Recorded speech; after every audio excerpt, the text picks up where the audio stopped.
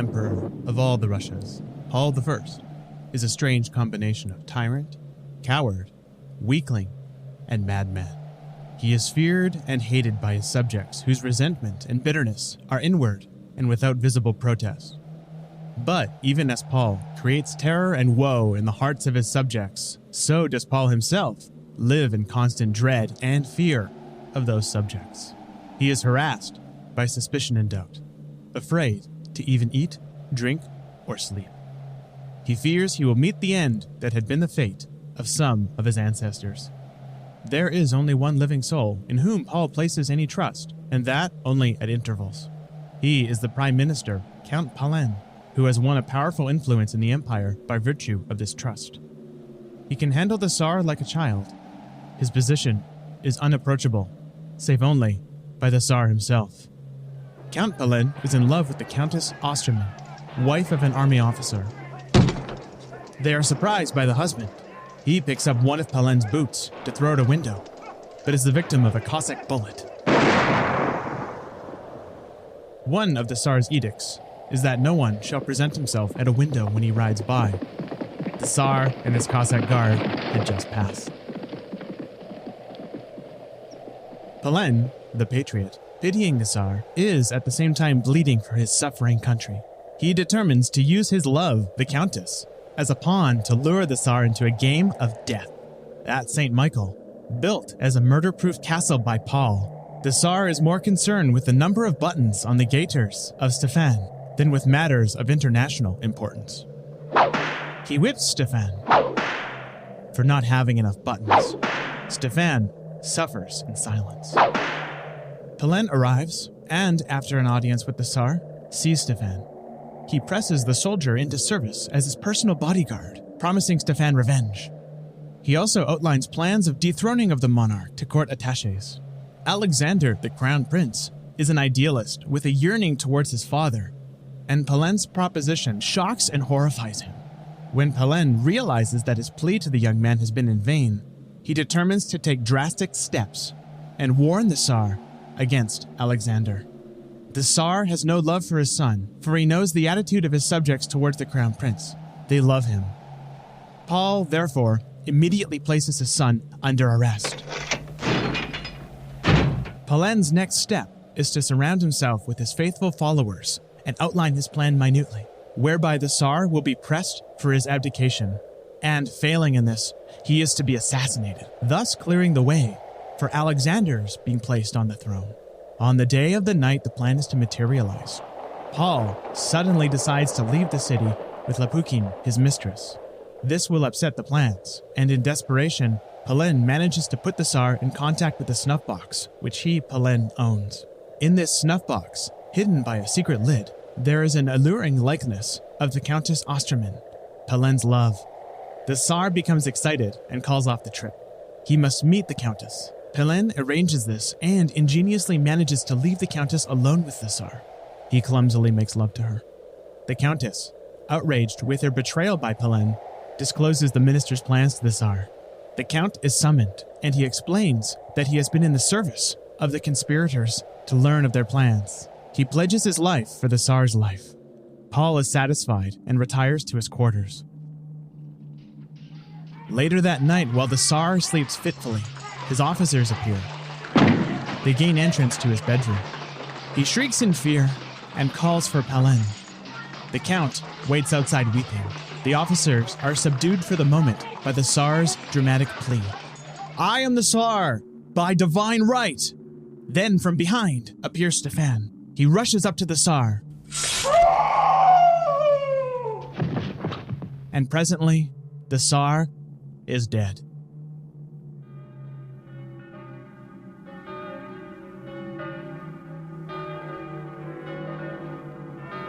While the bells toll ominously outside, and the peasants hail their new Tsar, Pahlen and Stefan face each other in Pahlen's home. Stefan holds a pistol. As the clock strikes the hour, a shot rings out. Pahlen is mortally wounded. At this moment, the Countess appears. She embraces Pahlen. He turns to her and says, "I have been a bad friend and lover, but I have been a patriot. With these words, the patriot falls dead.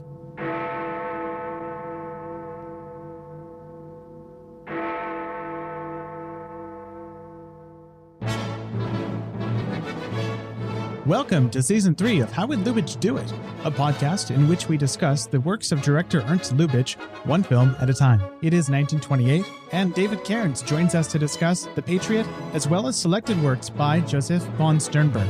Come visit ernstcast.com if you'd like show notes, resources as to where you might find the films we'll be discussing, a link to our Discord, or just to say hi.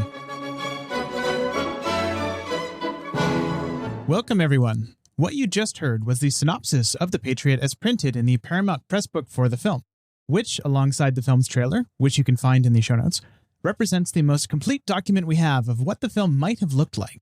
Because, of course, The Patriot has been lost for around 7 decades. And David Cairns is back with me to pick up the pieces. Welcome, David. Thanks for having me. Yeah, and this is the rare episode where the idea was pitched to me. You know, most of the episodes pitch themselves. It's you got to do an episode on every surviving film. But in this case, you had the great idea of doing an episode on The Patriot. Then we were discussing basically incorporating Von Sternberg in there because one or more of his films have some very close connections to The Patriot and also to Lubitsch in general. I mean, I'm specifically referring to The Scarlet Empress and The Last Command. But there are so many links between the two directors being significant figures at Paramount. Yes, tied closely together. Lubitsch is running Paramount also at the time of The Devil is a Woman. So he's responsible maybe for the title of that film, which Sternberg wanted to call Capriccio Español, which was never going to fly.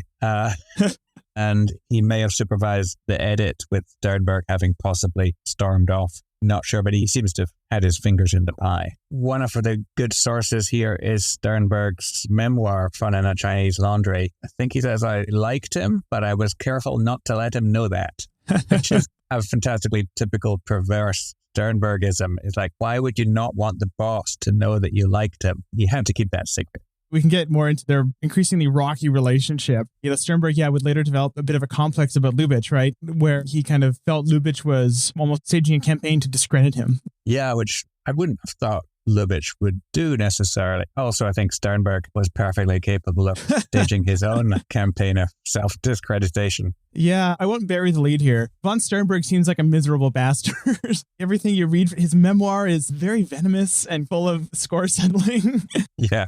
Nobody seemed to like him except himself. Even he didn't seem to like himself, but fascinating character. But let's start with The Patriot because to kind of explain why we're doing this wacky episode, The Patriot is Ernst Lubitsch's 1928 film starring Emil Jannings. It's their last work together, and it was nominated for 5 Oscars, including Best Picture. And that is relevant because it is the only Oscar nominee for Best Picture to be a fully lost film. Now, it is not fully lost. It is just mostly lost. As you mentioned in our prelude, David, there are ostensibly 2,500 feet of the 10,000 feet in the UCLA Film Archive. There is a trailer surviving. And most importantly, snippets of it, especially wide crowd shots, were reused by Von Sternberg, Ed Wood style, in The Scarlet Empress. These two films are tied together. There's a great anecdote. I'll finish my rant with this anecdote where upon screening The Scarlet Empress, Lubitsch, according to Sternberg, criticized Sternberg for wasting all the money on the big crowd shots. And Sternberg felt very smug about the fact that it was Lubitsch not recognizing his own crowd shots.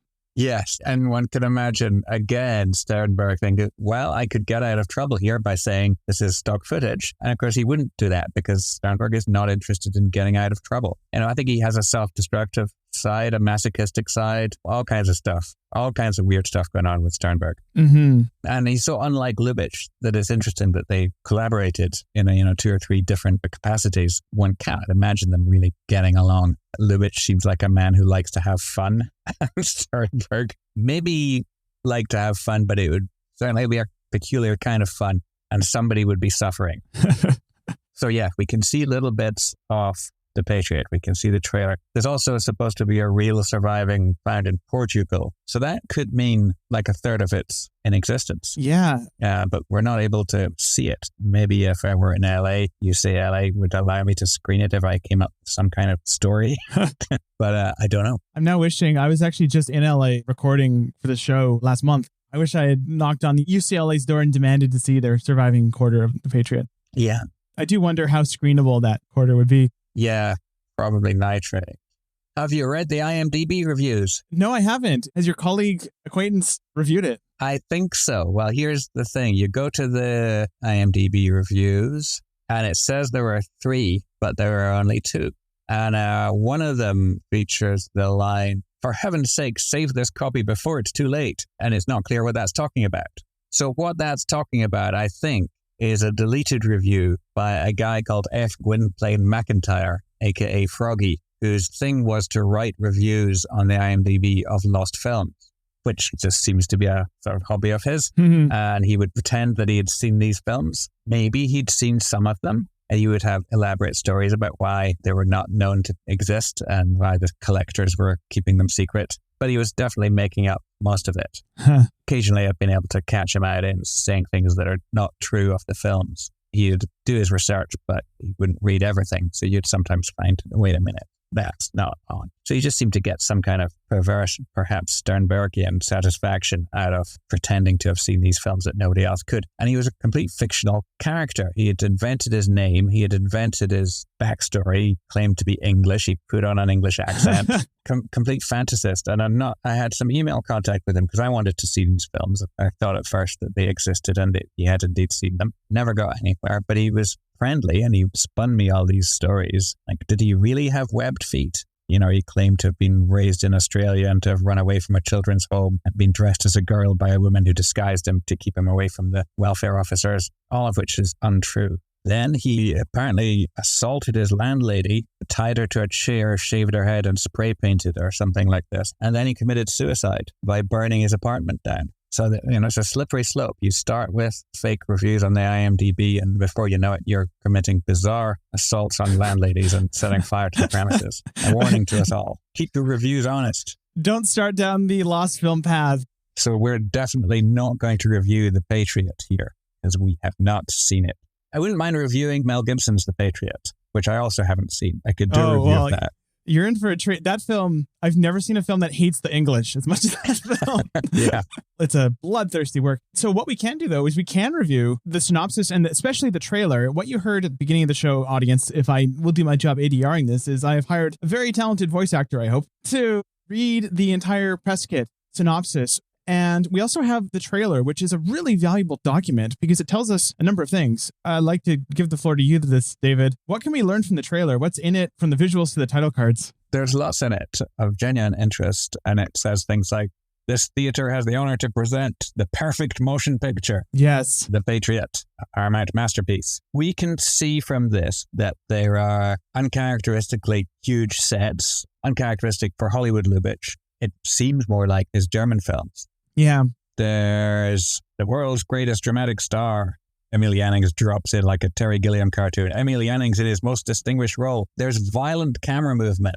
There's cameras rushing around and in on Emil's big, scary face. It's a real grotesque performance by Jannings, who, of course, we sort of expect that from. So he's playing a mad emperor, so, that stops are designed to be left out in such a scenario. Superbly directed by the master producer, Ernst Lubitsch. Lovely art title cards. Jannings cringing in a nightgown. He's tormented by phantoms, possibly. Oh, yes, he smashes a mirror with spectacular sound effects. You hear as well as see. I love it. That's the prompt for the sound effects, is the smashing of the mirror. I love that. It's like, look at what you're missing. Yeah. So the reviews from the period state that the synchronization is atrocious. They say that generally the sound effects don't help the film, but they give you a list of the sound effects in title card form. Jannings' agonized roar, the wild Cossack riders, death-dealing musketry, magnificent symphonic music score, mighty Russian choruses, as real as life, and 10 times more thrilling. The critics did like the music. That got some good reviews. But yeah, a marvelous all-star supporting cast.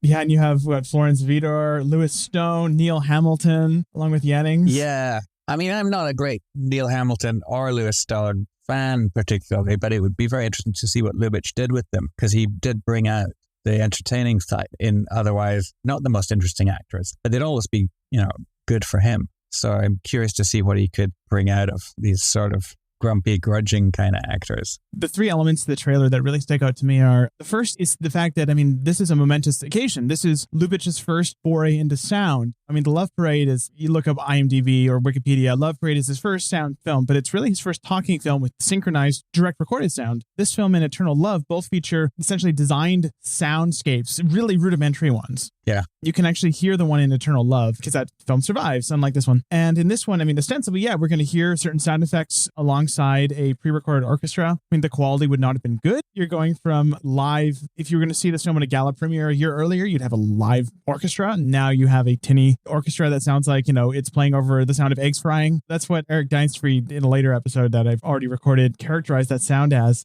And second, you have a lot of camera movement. And this seems to be on the kind of a continuum between Student Prince, which featured a surprising amount of camera movement, and Eternal Love, which might be his single most camera movement-y film up until maybe The Merry Widow, which was kind of the peak of his pre-code camera movement stylization, where the camera's constantly moving in that movie. It's great. And then you have Emil. It seems like a really uncharacteristic performance in terms of what Lubitsch is going for at this time with actors, right? We're in a different world than Lady Windermere's Fan, which really, I shouldn't be surprised because it's Yannings. But I kind of had this image before I saw the trailer of Yannings in a bit more of a button-down role, given every other Lubitsch film of this period. But no, he's full-on, end of Loves of the Pharaoh, flailing his arms, madness. It's really interesting. Yeah, well, I guess in silent cinema in particular, if people were going to play mad people, that was a license to go all out. And, Yannings never needed much license to do that anyway. But yeah, Mad Emperors are a whole genre of character where rather than them being, you might guess that they're emperors, so that might sort of restrain the madness a little bit. No, that encourages them to go as mad as possible because nobody's going to point it out or criticize it. But yeah, it looks like a really prime cut of ham and an important Yannings performance. And the critics praised him and said, he doesn't resemble anything he's done before. It's in the school of Yannings for sure, but he's got a different flavor. I think the quality of the camera moves is distinct in that there's a lot of cameras rushing up to people. Oh, yeah. Yeah, the camera seems more sort of violent than we're used to seeing it. Quick shot of Yannings clutching at a necklace that is down a woman's cleavage. It seems a very classic Lubitsch Yannings move. It felt almost expressionistic. Lubitsch is never an expressionist, but it felt like the camera moves were there not just to follow characters around or to explore space or to tell the story, but to create a large-scale emotional effect, to give us a sense of madness and violence and drama. I do wonder how much of that expressionism can be laid at the feet of, to a certain degree, Burt Glennon, because Burt Glennon, this is his only collaboration with Lubitsch as far as I know. And he would later go on to shoot a handful of Von Sternberg's films, including, and this film is intimately connected with Lubitsch, The Last Command, where Hans Dreyer, the legendary production designer, also worked on both films and, again, was a close collaborator on a lot of Lubitsch's most famous work and virtually all of Von Sternberg's Hollywood work. Yeah, well, here's why I don't see Burt Glennon as necessarily pushing this style or bringing it out off Lubitsch. Maybe a little. Burt Glennon also shot several John Ford films. Yes. Which are not in this style. Yeah. Drums Along the Mohawk is not very expressionist now. Yeah. And A Young Mr. Lincoln, I think. Stagecoach, yeah. Beautiful, but not Sternbergian, nor expressionistic. So I think he's the classic Hollywood cinematographer who can adapt his style to what's required of him. Most of them can. There's certain cinematographers who have a look that they do regardless on every film, but most of them were, if they were shooting a musical, they'd shoot it one way, and if they were shooting a noir, they'd shoot it that way. He's great. And I think Sternberg was asked about him in an interview and just said he was an effective collaborator, wouldn't offer any elaborate compliments or anything. He's a notably ungenerous individual when speaking about other people's contributions. But yeah, he's clearly a brilliant cameraman, but I don't think he would have caused Lubitsch to make something in a markedly different style. It seems like it's, this is a melodramatic movie with a crazy character at the center of it. And if that's apparently something Lubitsch wanted to go to town on and have fun with, would be my guess. One of the reviews talks, though, and we should mention this, about how, despite being this rip-roaring melodrama, the film has moments of comedy, including the Annings character. Whenever he's bedding down with his girlfriend, they'll cut to the little dog being shoved out of the door. So it's a Lubitsch door, and it's very much a classic Lubitsch door, the door behind which Nuki is taking place. So good to know that he was continuing that. It really does sound like, I mean, this and Kiss Me Again, the fact that those are lost kills me, because if I could choose to resurrect one, Kiss Me Again, I think maybe has a better chance of standing up. It's a fully one of his typical mid-20s comedies. But The Patriot, I mean, it seems like based on the reviews, he learns maybe some of the lessons of the Madame Dubarrys and Anna Boleyns of the world, where it feels like at least his faculty with, bringing in those little light touches that humanize the characters, that make it something more than just a dour recounting of semi-accurate history. It seems like he was fully in command of that at this point. And so, it's so tragic we lost it. Yeah, and interesting that he doesn't really make this kind of thing again. And there it is. It comes out. The critics love it. It's successful. It's nominated for awards. It's kind of the last sort of blood and thunder historical melodrama that he does, unless I'm forgetting something. He did one more melodrama, and that's Broken Lullaby, but that isn't a historical film or an epic. That's a small chamber piece. Yes, and it's historical, but in the sense of being set 12 or 15 years in the past. Exactly, only nominally historical. So yeah, it's a farewell to a particular thing, the historical epic, that helped make his name. But it's an oddity at this point because more of the films around it are the kind of Lubitsch thing that we're familiar with. The fact that it got lost so fast really confounds me too. Within 20 years, it was considered lost. Yeah. And that's rather fast. And the other Jannings film from that time, The Way of All Flesh, is, I think, lost. And that survives only in a clip that was put into an archival documentary. I don't know if it was a Robert Youngson film or something. There's some kind of compendium of great movie moments, and it has a bit of Jannings being amazing. And that's the only bit that exists, seemingly. It's very strange because this film apparently traveled everywhere, was widely seen. And the fact that a bit of it turned up in Portugal would support that. We can kind of consider ourselves lucky as Lubitsch fans because Sternberg's silent era is even more of a wasteland. Yeah. The crazy thing with Sternberg is that he had several films that were actually condemned to be destroyed deliberately. The Chaplin one, right? The Chaplin one, but most of the ones that were condemned to be destroyed survive. The Guardia Civil in Spain were so offended by The Devil is a Woman. God knows why, because they barely play a role in it. They protested it, and Paramount was ordered or agreed to burn the negative and all prints, but prints survived. And then the Nazis wanted to burn the Blue Angel. They wanted to burn the negative of the Blue Angel, and I think Henri Langlois made a deal to hand over. Oh my gosh. The SS man assigned to the task was a huge Dietrich fan, so he willingly went along with the ploy where Langlois supplied him with some reels of uninteresting travelogue, and that's what was burned. But yes, the Chaplin one is, yeah. And Sternberg's next film, The Case of Lena Smith, there's only 10 minutes of that in existence. And Dragnet's Lost, which really bugs me because in Last Command, I was so blown away by Evelyn Brent's work that I went, oh, so they worked together again after this. And no, that film's lost. Yeah. We have Underworld, which I still have yet to see and I can't wait. But yeah, no, they have these gaps. It never stops haunting me.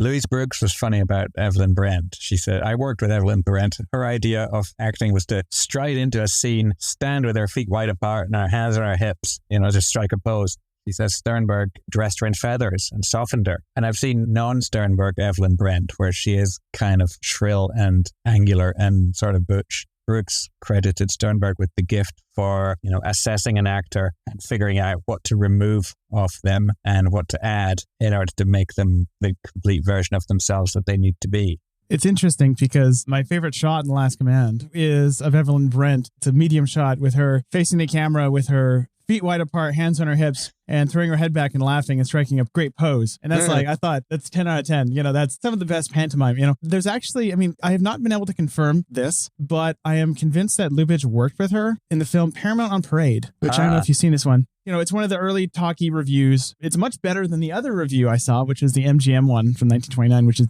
dire. But she and actually Maurice Chevalier have a scene set in Paris where they try to explain by doing it the origin of the French Apache dance. Right. And so they basically have a slapping fight where they gradually disrobe each other and themselves. And then the part where I'm like, okay, Lubitsch directed this, is the climax of the fight is a series of inserts of the clothes landing on the ground, a collar on the ground, stockings on the ground, dress on the ground, tuxedo on the ground, and then you cut back to them, and obviously that is revealed to have been foreplay, and now they're in their evening best going out for the night. Yeah, that sounds like Lubitsch, doesn't it?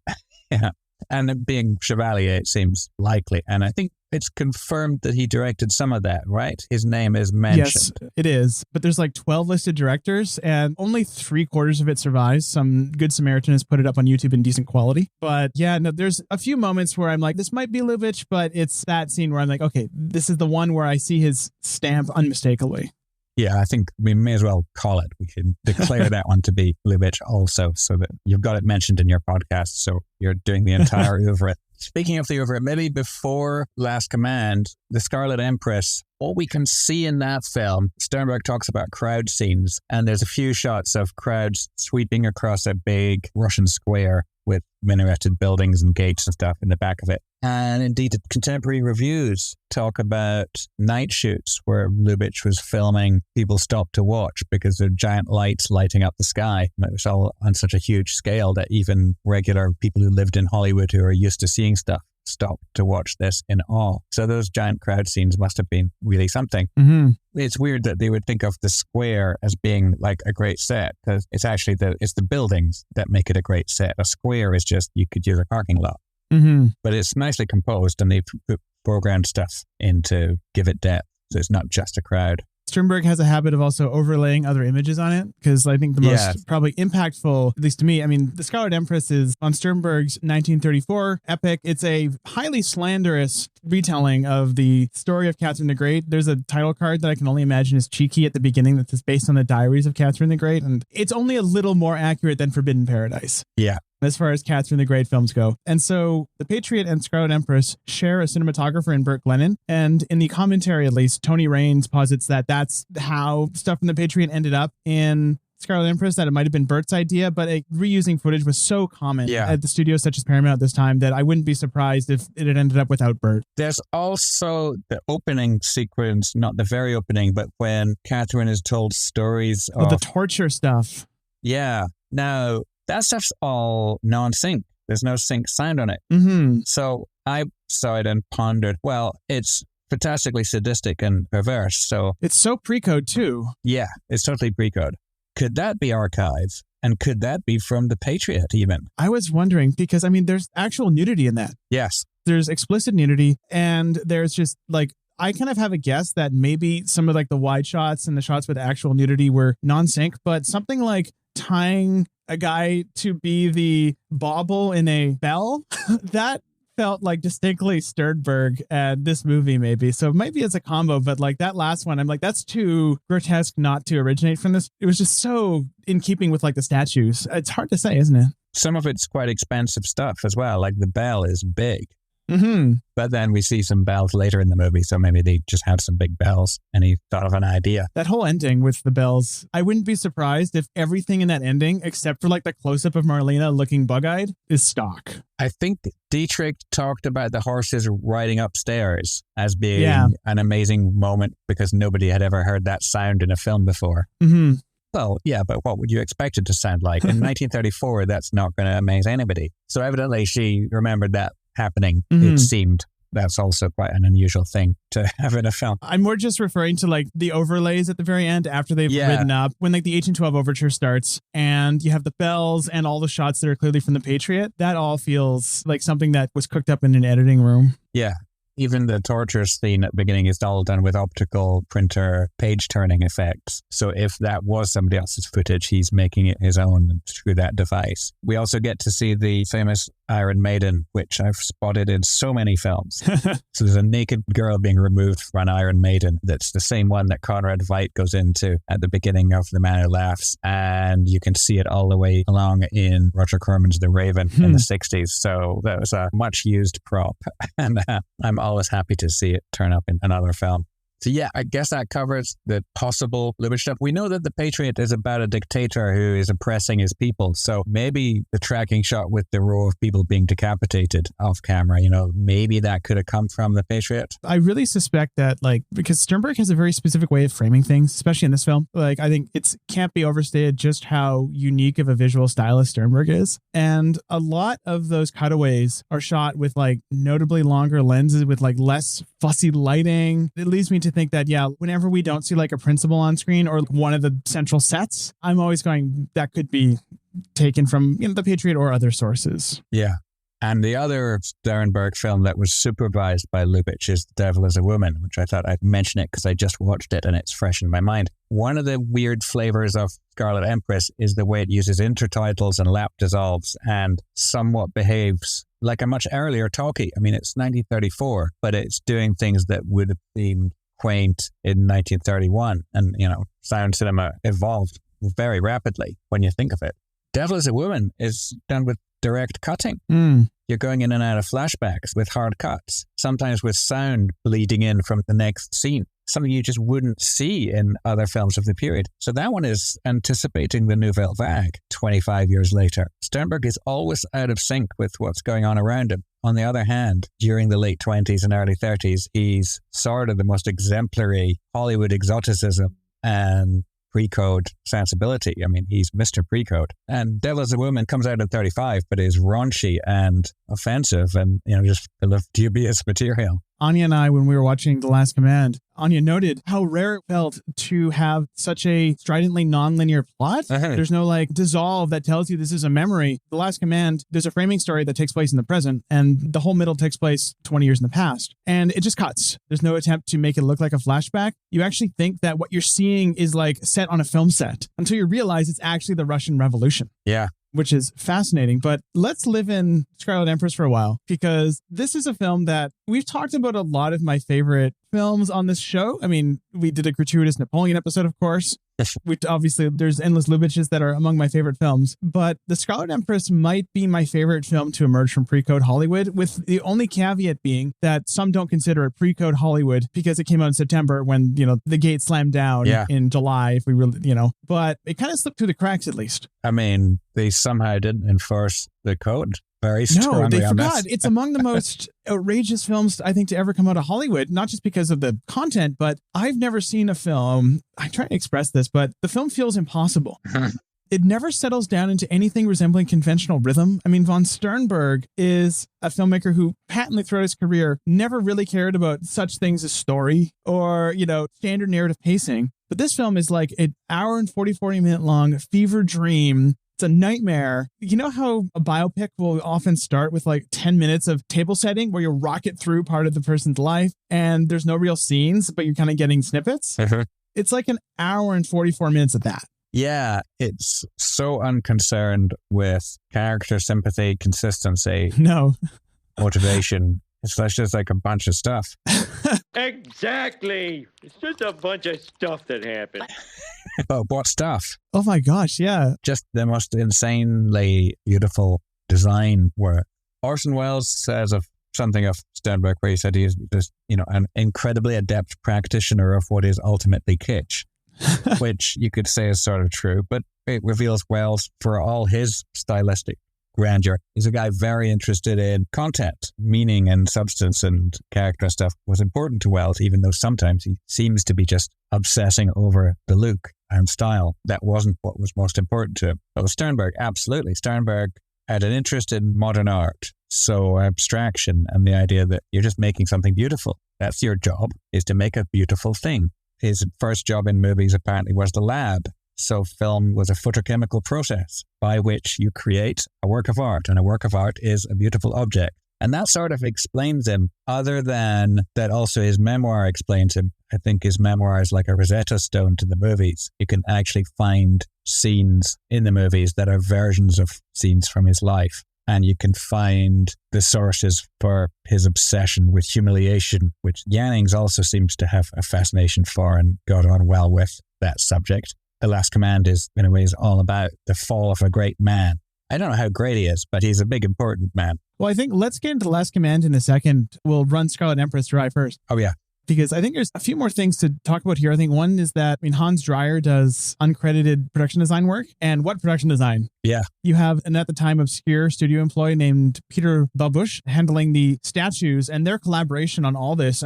It is one of the most sacrilegious, hauntingly, I've had these statues that come throughout the film. The film is set in this cartoon version of Imperial Russia. Everything is just, the film is downright offensive to Russians.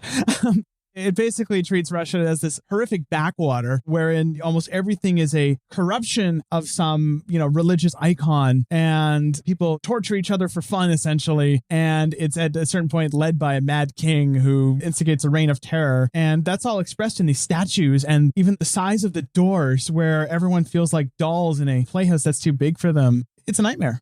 And Sternberg describes himself wafting around the set with a can of aluminum spray, spraying things to make them shiny. So just he could add highlights. So he's fully involved in the art direction, although nobody else could have made those sculptures. Mm-hmm. But they're obviously what he wanted. And shooting things through veils and different kinds of scrims and different layers of diffusion and smoke.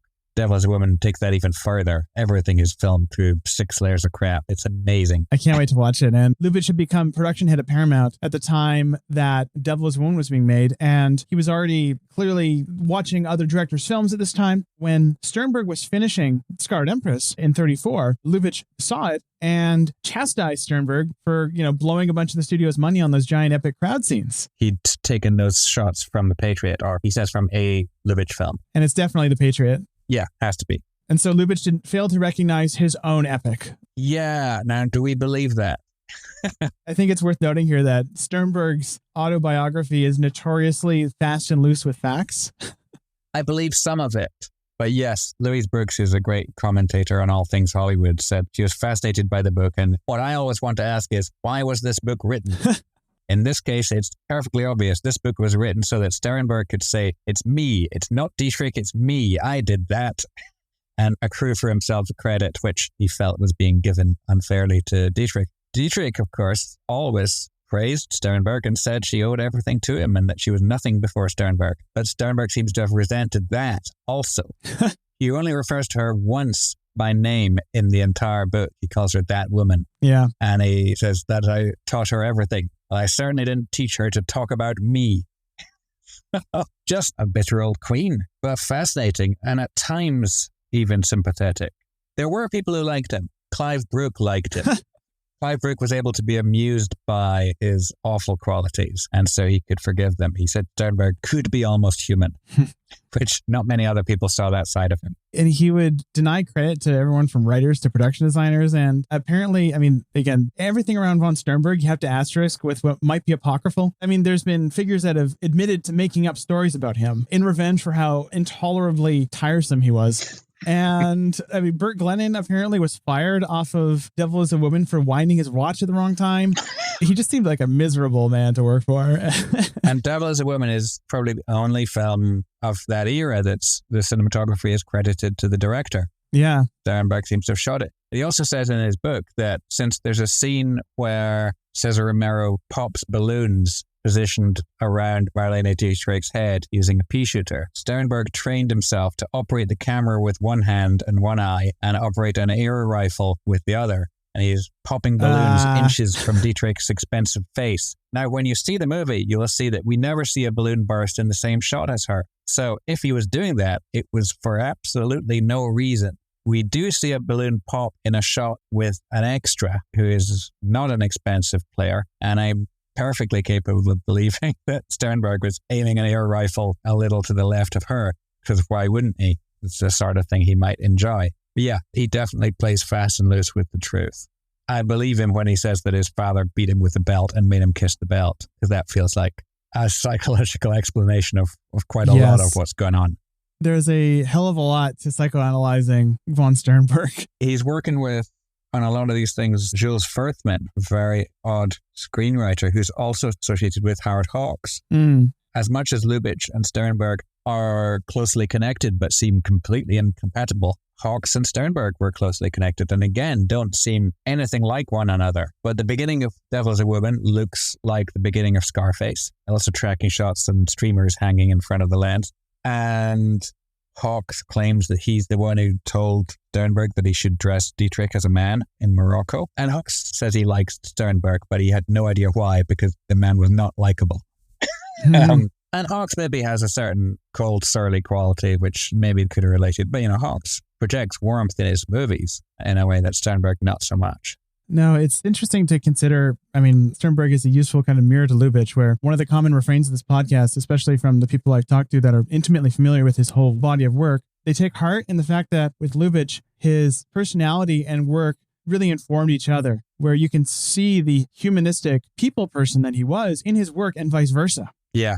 And with Sternberg, likewise, you can see the rather misanthropic kind of drama king he was, and the control freak too. Every single element of his films is just clearly micromanaged to the last inch in a way that Lubitsch rarely cared about. Lubitsch was a specific artist, but he picked his fights. Yeah, I think he was particular about how his performers performed. Yeah. And would sometimes act out for them the way he wanted it frequently. done. I think almost every bit of praise and every complaint I have heard about Lubitsch's directing style with actors is the exact same thing. It's either he told me exactly what to do and acted out the scene and I loved it, or he acted out the scene and I hated it, or I didn't care much for it. In the case of Adolphe Menjou, who much preferred Chaplin's style. Interesting. Louis Brooks says of Menjou, he would act in numbers. He would say, okay, now I'm going to do Lubitsch number 1. Totally technical, no emotion, just a series of mannerisms that he picked up and that he could turn on and off. Yeah. But evidently, he apparently acquired a couple of moves from Lubitsch. It's interesting because I think he was simultaneously it seemed to be he just preferred Chaplin's style, but he and Lubitsch were actually friends. In the biographies, there's numerous stories about Adolphe Menjou at Lubitsch's house and interacting with his kids, and they seem to get on at least.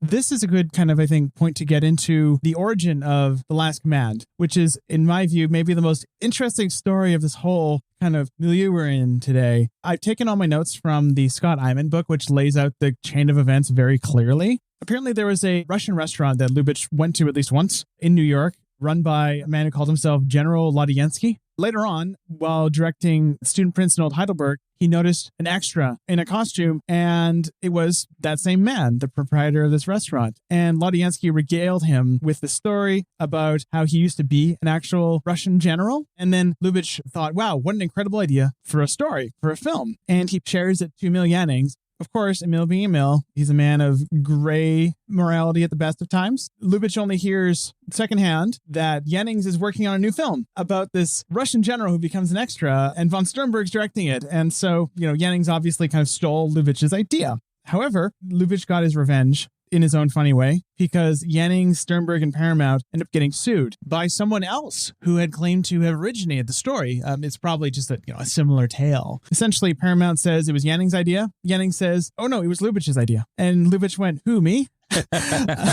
And Paramount had to settle. And so that's the origin of The Last Command, which is, I only watched this movie for the first time last week, and I was blown away by it. Completely blown away. It seems like a really good Sternberg subject. Not so much a Lubitsch subject, but it would have been fascinating to see what he would do with it. I think it would have been a comedy, or at least a tragicomedy with Lubitsch. In Sternberg's hands, it's this grand old, very campy melodrama. Yeah. It's a great structure and a great idea that somebody is performing in Hollywood as an extra, a scene from their own former grandeur in life, real events. It's another movie that many Hollywood films at the time portray the Russian Revolution in the most wildly inaccurate and stupid terms. It's slanderous to all sides somehow. It's strange that they were so fascinated with it, because the Russian Revolution, given that Hollywood was unlikely to side with the communists, and you couldn't really side with the Romanovs. They don't make good heroes in their own story. So you end up with, something that's a bit complex for Hollywood. Yeah. They did, their Rasputin movie, the Yellow Ticket. They have to put across the idea that the Tsarist system is completely intolerable, but that the communist system that's going to replace it isn't good either. That leads you to a somewhat gloomy, no happy ending possible kind of place. And you see it in the Barrymore movie with that setting. You see it in all of them, that the only hope is to flee. Well, Barrymore in Rasputin, yeah. Yeah. The only hope is to get out of Russia, basically. That's the happy ending. And this one, though, he gets out of Russia and has a miserable go. And the little bits we see of the life of an extra in Hollywood are fairly horrifying, actually. Yeah.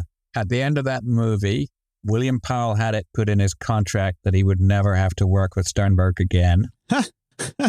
Sternberg told Jannings that you're a diabolical hazard to any aesthetic undertaking, and I wish you well in any subsequent ventures, but not with me. At which point, flash forward not too far, and Sternberg has been prescribed a European holiday for his health. You definitely need a break, otherwise you're going to crash and burn. And he's approached by Jannings to do the Blue Angel, and he accepts. Which, again, makes no sense, but that's Sternberg. Yeah, and I mean, your comment about the subject matter requiring complexity, that was one of the things that actually stuck out to me in the film, is that the characters are so full of interesting contradictions, because you have three principals in this. You have Emil Jannings, the general, who, again, the film has a framing story where it begins in the present with Jannings as a destitute extra. He gets cast as a general, and then when he gets the makeup on, the film flashes back without being explicit about it, actually, to the Russian Revolution. For a moment, I thought, oh, wow, this is quite a movie within the movie, but no, it's the actual.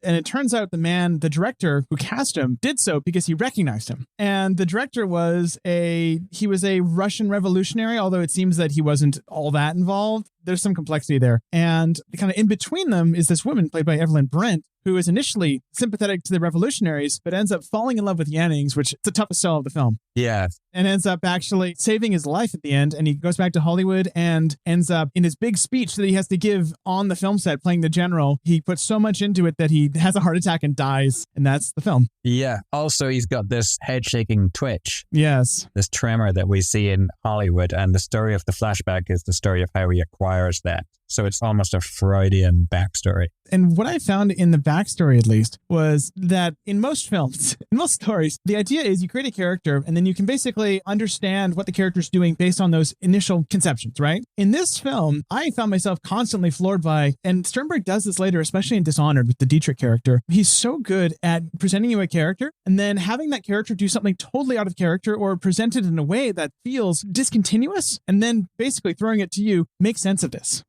That happens repeatedly with Jannings, who starts the film as this absolutely hateful character who seems to just be like, basically does what the Tsar wants and will, it's just a cog in the undermining of the Tsar's regime. And yet he loves Russia. Those two things exist at once. And then you have the Evelyn Brent character, who is a revolutionary who then basically plays a double agent, makes herself one, and tries to kill Jannings, but ends up so overcome by his love of Russia that she can't and falls in love with him. It genuinely keeps you on your toes as to her affiliation. And then the William Powell character, same thing at the end, where everything you're taught about him is undermined, and that's the last beat of the film. It's fascinating. I can imagine Sternberg looking at these kind of characters and go, well, why not have him do the opposite to what he's been doing all along and betray everything he apparently stood for, or at least run counter to it? That's what I'd do. I think his perversity is so great that he projects it onto pretty much all of his characters. Yeah, he's quite something. One of the stories in his memoir is about swimming as a kid and running into a bunch of naked girls who were also having a swim, and they caught him and teased him and humiliated him, and he fled in tears, which becomes the beginning of Blonde Venus, only completely swapped around to make it a delightful erotic encounter in which the men are completely in control, the clothed men and the naked girls. But he tells us the truth in his memoir, or we assume it's the truth because it's not flattering to him, but who knows? But it certainly seems to relate to that in his films. If he's interested in motivation, he's interested in it in a way that's the reverse of regular Hollywood writing. He's not interested in consistent motivation. No, that's basically what the entire tension in Dishonored, where, and actually Blonde Venus too has this a lot, where in Dishonored, I mean, Dietrich plays a sex worker who is kind of conscripted into working for the Austro-Hungarian government to spy on their enemies in Russia. And throughout the film, she does things that only make sense if your interpretation of her character is wildly different than the interpretation that the first half hour of the film, for example, lends. She makes one fateful decision that essentially to give her life away. And there's no, I don't want to spoil that film because I think surely the tension is important, but there's no logical explanation for what she does aside from that her character, maybe just wants to die in an operatic way, for example. Yeah. Unruh talks about it in his memoir. He was a Sternberg fan, and yet all the references to Sternberg in the memoir are trash-talking him. He had a friend who devised a system whereby he claimed he could predict the ending of any Hollywood movie from a description of the opening scene. A Paramount exec challenged him on this and said, that can't be true. Well, look, I just saw the most amazing film last night and nobody could ever have predicted the ending, and here's how it begins. And the guy immediately says, here's how it will end. And he's correct. It's made slightly easier for him, I think, because it's a Mata Hari. It's a Roman Acclaimed version of Mata Hari. So if you recognize the story source, also if you recognize the influence, even pre-code of the Hayes office, you might guess how that movie would have to end. Yes. But it's very well done. It's the most she scene of its kind. These military affairs are not usually so frou-frou and bizarre. Well, I mean, at the end when she's given the last minute reprieve and her response is to fix her makeup. Yeah.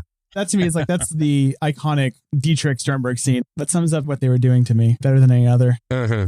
But yeah, I think your description of someone who praises this whole kind of dynamic that everyone around Sternberg seems to have of both recognizing his talent while just mercilessly assuring us that he is completely tiresome. Late in his career, he was doing something called Macau, which ended up some of it reshot by Nick Ray. So you got two very interesting filmmakers making a not so interesting film. It does have some recognizably Sternbergian bits, but he so unendeared himself to Jane Russell and Robert Mitchum that they took to performing mean pranks on him. Robert Mitchum on location collapsed a tent on Sternberg as he was changing into his pajamas and smeared Limburger cheese on the engine of his car so that it would stink when it heated up.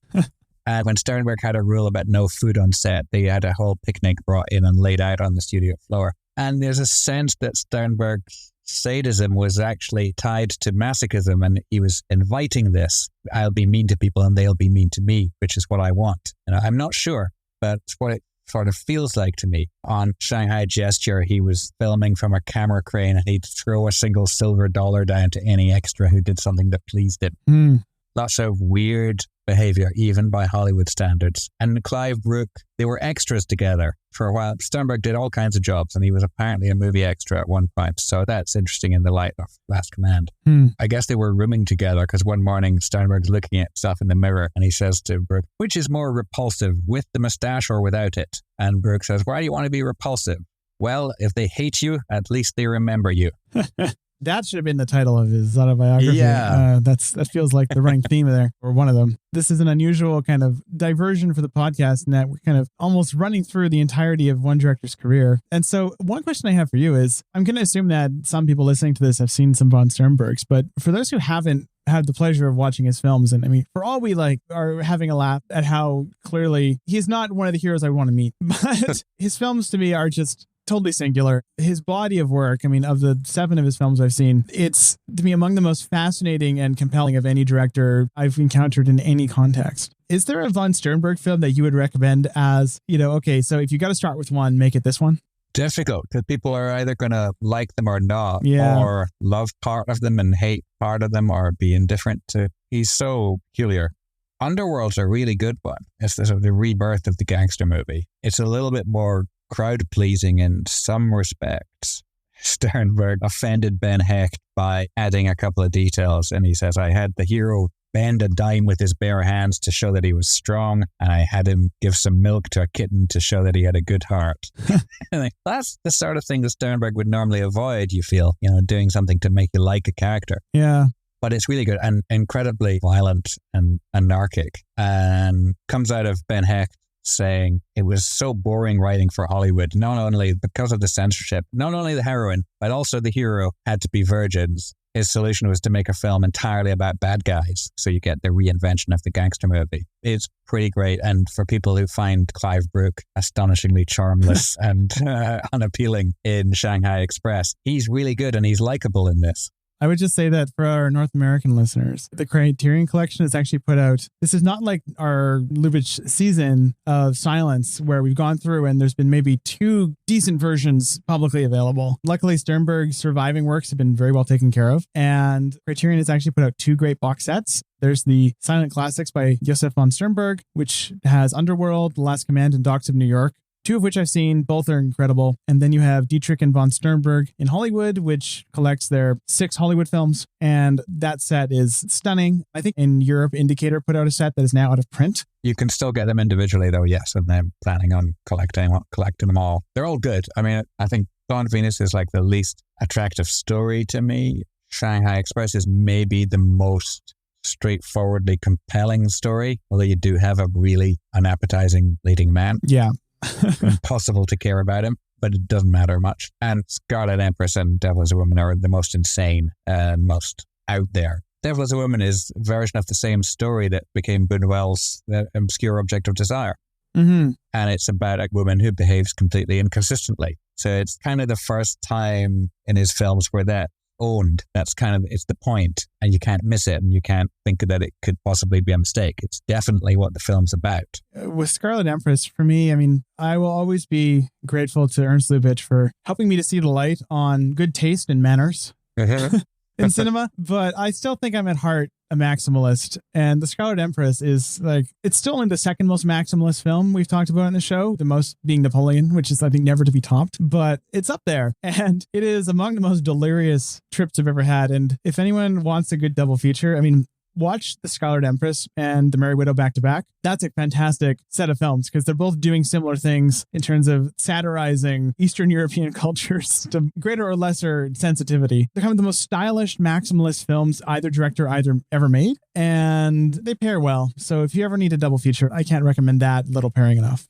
Definitely. I love The Merry Widow. It's almost like that one is the return to the operetta films. Yes. A couple of years on, and it's the last thing in that style, and it's in a way that makes it a little bit like The Patriot seems to be a return to the historical epic with new lessons learned, because I think that The Merry Widow it's actually my favorite pre-code Lubitsch, and I don't mean that as a slight against his other masterpieces from the pre-code. It's just so good. I've watched it 10 times in the past few years, and I can't get enough of it. Yeah.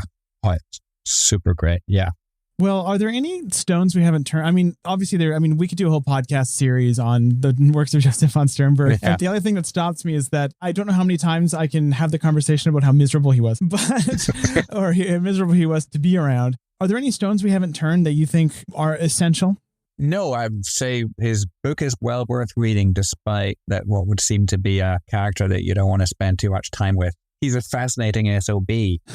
In his own memoir, he's almost as peculiar a character as the ones he presents on screen. And you notice the Scarlet Empress, there's a famous apocryphal story about Catherine the Great, that she died attempting to copulate with a horse. And obviously the movie was not going to include that scene, but the number of horse references in that movie, and they're all pointed, they're all deliberate. You know, it's not like they've done this innocently. They're all nudges to those who are in the know. I didn't know that story, but there are like numerous scenes where, like the Lady Eve style, where a horse is just in the back intruding on the scene. Yes, and there's like thrust into marriage as a brood mare to a madman. The weird romantic lead guy suggests bedding down in the stables when they first meet. It's just full of outrageous ink. Not just the sadism, but the bestiality. You're definitely meant to see that as being in her future. Well, I mean, Sternberg prints the legend, as he always does. Misprints it. Yeah. Misprints it because it's more fun. Well, thank you so much for joining me again on this, David. I would not have had the guts to pursue an episode about the Patriot had you not suggested it. So thanks for adding another week to the podcast. My pleasure. Next week, Bram Ruiter joins us to discuss Eternal Love. Head over to ernstcast.com for links to the various public domain films we will be discussing this season, and other resources such as show notes and our Discord server. Sound effects taken from the Sunset editorial libraries, courtesy of the USC Cinema and archive.org. Griffin Sheel was our dialogue editor for this episode. How Would Lubitsch Do It is a production of Moving Image Agency. If you enjoyed this episode, please rate and review us on whatever podcast service you happen to use. We'd like to acknowledge that this podcast was produced on the unceded territory of the Musqueam, Squamish, and Tsleil-Waututh peoples.